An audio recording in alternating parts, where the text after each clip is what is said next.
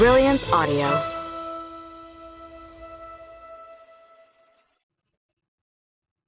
Find Her Alive by D.S. Butler. Performed by Henrietta Mear. Will Horsley stood shoulder to shoulder with his new workmates, clutching a bottle of beer and feeling thoroughly miserable. It was Friday night, and they were all crammed into Emporium, the new bar in the centre of Lincoln. He looked around, noticing the other customers, and couldn't help feeling out of place. Most of them were barely out of their teens. The lads wore jeans in various shades, slim-fit shirts and dark shoes.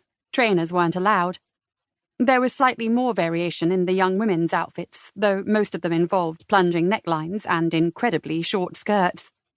Not that Will was complaining about that. The eye candy was the one thing making the evening tolerable. Will had been pressured into coming out by the rest of the lads in his new department. Most of them hadn't seemed that bad at work, especially the other fitters. They'd been down to earth, friendly, but now that they'd had a few drinks, their personalities had changed considerably. On the way to the bar, they'd whistled and called out to a couple of women walking ahead of them, and one of them had already been sick in the gutter outside a dress shop. Will appreciated a laugh as much as the next bloke. He just didn't find this sort of evening fun, especially not now that he was nearly 30. He hadn't been out on a lads-only night for years. Now he remembered why. "All right, William?" Todd asked with a massive grin. His face was flushed, eyes glassy. Another one who couldn't hold his drink.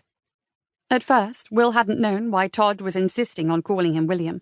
He'd corrected him multiple times, until he'd realized it wasn't a mistake. Todd was doing it on purpose to wind him up.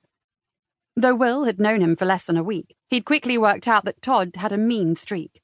He enjoyed lording it over the fitters. Todd had an admin role at the council, and seemed to think this made him superior to the others.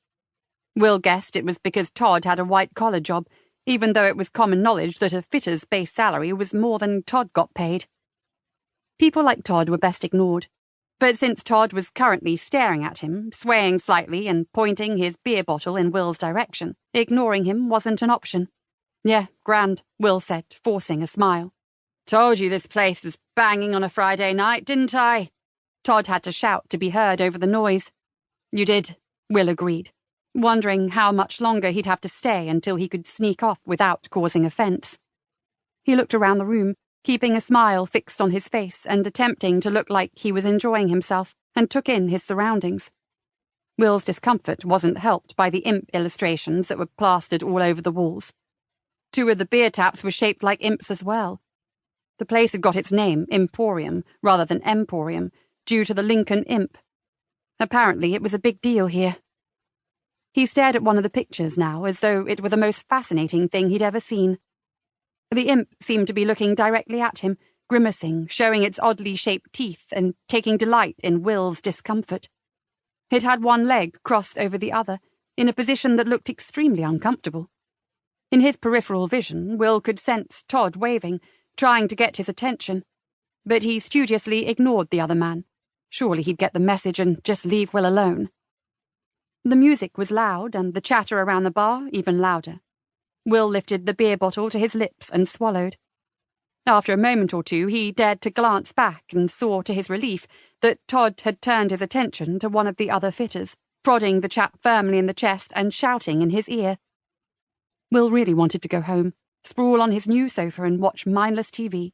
But he didn't want to seem like an antisocial loner to his new workmates. This was only his first week, and first impressions were important. In his last job, nicknames had been doled out after just a few days. Will had been christened Mouse by his old team, not the worst nickname in the world. One of the other men had been known as Bubblicious, because he liked to chew bubble gum. It was a ridiculous nickname for a 50-year-old man, but no one had asked for Will's input. Todd's nickname was Toddster, which was unimaginative. The first time Will had heard someone say it, he'd misheard and assumed the guy had called Todd Toaster. At least that was a nickname that sounded like it might have an interesting story behind it. It was probably too much to hope that Will wouldn't get lumbered with a nickname from the Lincoln team.